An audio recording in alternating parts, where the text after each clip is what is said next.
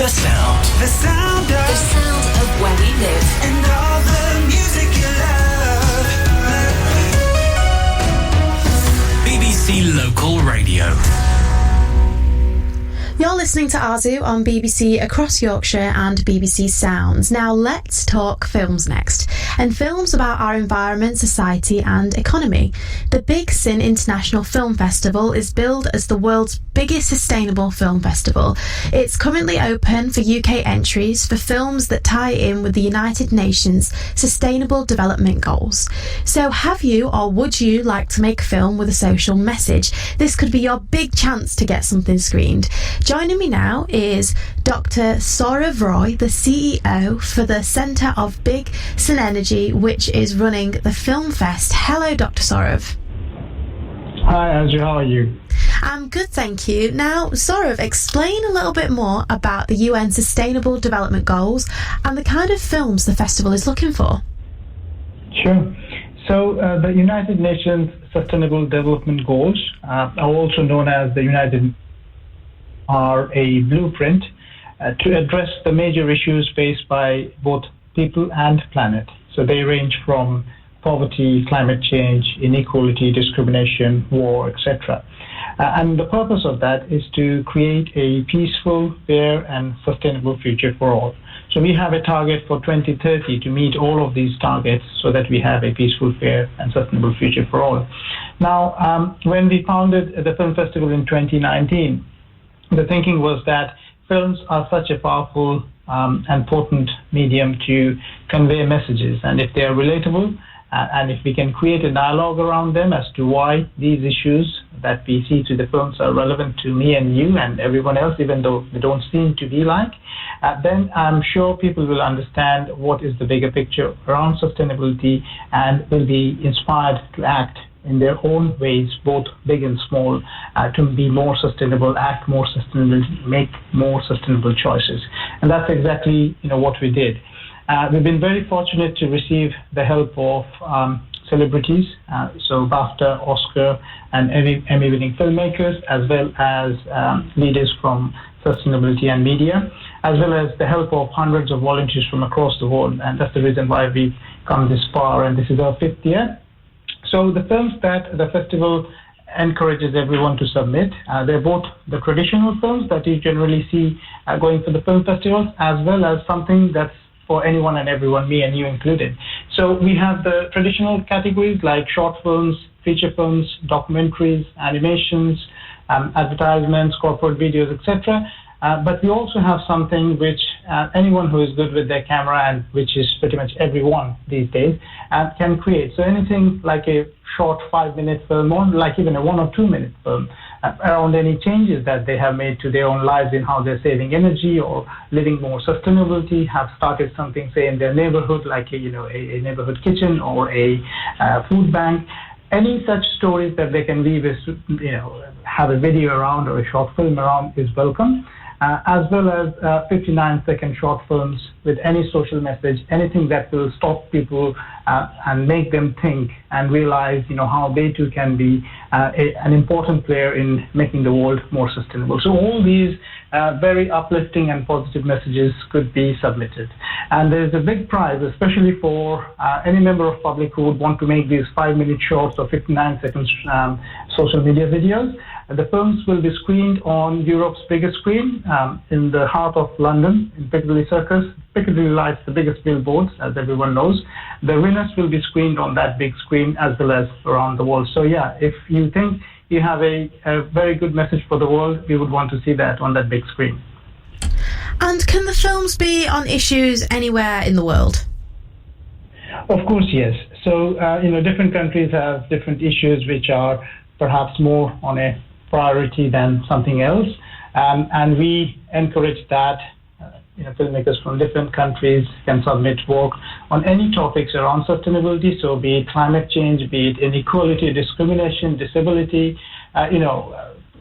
films from Asia, for example, have key issues around climate change, especially around the coastal regions and how lives of peoples are getting affected because of that and how they are becoming climate migrants. And that's the first wave of climate migrants the world is seeing. It is very, very local as well as global issues that the films could address. Absolutely so. And you just said there that Asia has a lot to offer in terms of personal stories and case studies of how they are being affected by the climate change. And have you had many entries from British South Asian heritage filmmakers or around issues affecting those communities? Well, of course, yes. So, especially from the South Asian communities, the sort of films we receive are around racism and how resilient the communities and how they're fighting ways around it, as well as around, other issues like domestic violence, Islamophobia, all sorts of issues that are very, very around the community are depicted through films. And we welcome even more because we know, there are more stories to tell, there are more messages to go out into the whole country and, the wider world. So yes, we very much encourage people to submit films, just so that they know. We have a dedicated free to enter category for ethnic minorities. So people from the South Asian community can submit their films or their work for free. It's called Marginalized UK. So all the details around where they could find all of this is on our festival website, which is called bigsyn.org. So bigsyn.org.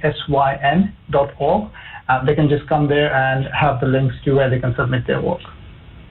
And one of the targets of the film festival is to make it more inclusive and attract people from different communities, as you've said. And how are you doing that? How are you attracting it? So, of course, offering a free to enter category is one of the many ways to attract people from the several minorities or the underrepresented voices. So the Marginalized UK category welcomes submissions from ethnic minority filmmakers as well as from women, the LGBTQI community, as well as disabled people. We are also helping filmmakers from these minorities to take their messages to across the country. So we help them with media approach, pass on their stories to media outlets so they could be portrayed or they could be covered and their stories could be talked about. And these are very, very heart-rending and very moving tales of personal resistance and resilience and how they're coming around the several issues very, very close to their heart and very close to their lives. And in most cases, these are very personal issues to the filmmakers, and that probably makes the film so very palpable, so very, impactful when someone watches them. And what about you? Are you a filmmaker? Well, I have a creative input that I offer to several of the filmmakers I work with, and we are engaged in projects to create more such impactful content so that more people can be inspired, learn about stories from different regions of the world. Because obviously, as I just said, the issues are prioritized differently. There's a different triad, so to say, as to what takes center stage in one community or one country compared to the other. So yes, I do have a creative stake in many projects. And how important do you think film can be in bringing awareness and change about climate? I think it is, as several of the people who've come on board, celebrities, especially filmmakers, have mentioned, this is probably one of the most powerful tools. The foremost reason for that is relatability. For example, a mother can always relate what another mother in another part of the world perhaps is feeling when they see their story through a film, and that probably will bring a change to the person on this side of the world as to how they go about their everyday lives, be it, the choices they make when they buy stuff, or where they, put their money as savings, for example, or, how they go about doing their everyday business. All of these little things matter, and this is how change is already happening. For example, I'll give you something that we've come to find out. There was a film which was showing how people have started schools on boats, and those boats are taken to flood-prone regions in certain part of the country for children to get up on the boats and have school there, and then the boats would come back. Now, that film inspired someone else in another country to start libraries on buses that they would take to slum children. So as you can see, different ways of kind of having a transferable message brings about change in another part of the world. So that's how they're already having effect as you and I speak. And finally, Sourav, how can people enter? So all the links to enter the film festival, be it for filmmakers as well as for you and I or someone else who is happy to submit a film, are on the website bigsyn.org. That's BIGSYN.org. Thank you so much for enlightening us on the film festival, and I wish you all the best with all the entries. Thank you.